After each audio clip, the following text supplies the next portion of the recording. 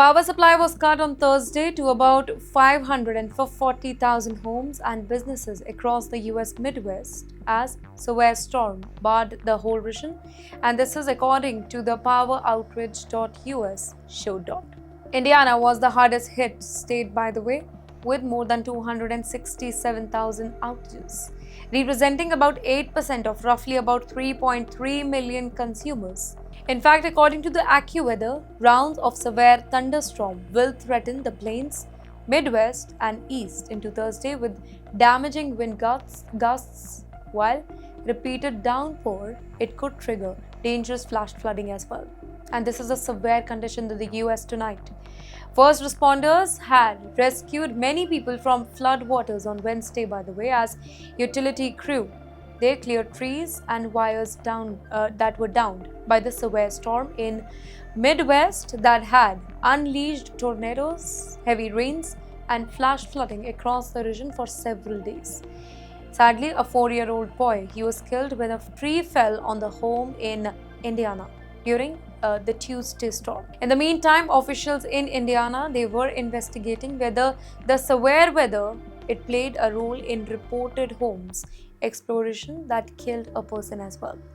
Indiana's hardest hit utility was Northern Indiana Public Service Company. That is roughly about 55% of its 468,000 consumers in the state. In fact, in a statement, the utility said that it is assessing damage and would provide estimated restoration time when the task was complete, but warned that restoration could take days in some areas as the damage it was extensive. If you're working in enterprise software, hold an H-1B visa at a major tech firm, or manage tech investment, keep a very close eye on your inbox this week.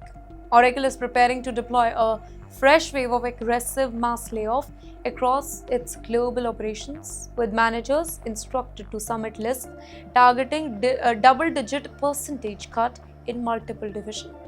And yes, for thousands of engineers, particularly across US and India, this signals the return of Oracle's 6 a.m. termination email. This isn't a company facing bankruptcy. It is the clearest evidence yet of the brutal trade-off taking over Silicon Valley. Big tech is sacrificing thousands of human tech jobs to finance hundreds of billions of AI data center capital expenditure. Well, to understand how sudden and severe this shift is, we have to look at the internal report leaked from within Oracle. Executives have set a strict deadline to reduce company payroll before Oracle's second quarter begins on September 1st. Internal documents reveal that managers across several business units, including enterprise cloud, professional services, and consumer operations, they have been ordered to identify team for cuts reaching up to 10 to 20%. Well, for Oracle employees, the anxiety is deeply rooted in history.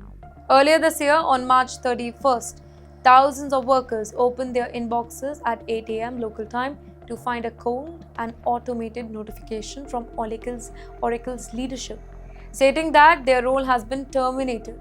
There were no managers, one-on-one, no HR warning, and no system access to them. During fiscal year 2026, Oracle's global workforce shrank by 21,000 employees. That's 13% cut.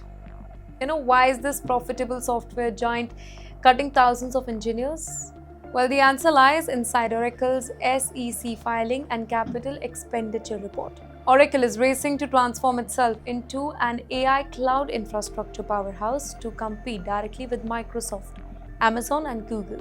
But building massive AI data centers and purchasing tens of thousands of specialized NVIDIA chips require amount of cash that is a lot. According to the numbers, in fiscal year 2026, Oracle poured about $55.7 billion into infrastructure and data center construction. Well, that spending resulted in a cash outflow that exceeded the company's cash generation by $23.7 billion. To fund this AI land grab, Oracle raised about $48 billion in debt and stock offering. In simple terms, every dollar saved on human engineering payroll, severance, and office overhead is being funneled directly into paying interest on debt and buying the hardware for the AI structures as well. For Indians in the US, specifically on H-1B or L-1 visas, this pivot, it creates actual urgency. Well, Oracle maintains massive engineering campuses in India, including Hyderabad, Bengaluru, and Pune, as well as thousands of foreign national engineers across its US offices. So when global cut hit, Indian teams and H-1B visa holders are directly in line of fire. Second, an H-1B worker hit by 6 a.m. layoff email, it faces a strict 60-day clock. Within 60 days, he has to find another employer who's ready to sponsor him, or that worker has to leave the United States. And third, because the broader tech market is experiencing hiring freeze and AI reconstructing, finding a new H-1B sponsor within 60 days, it is harder than ever.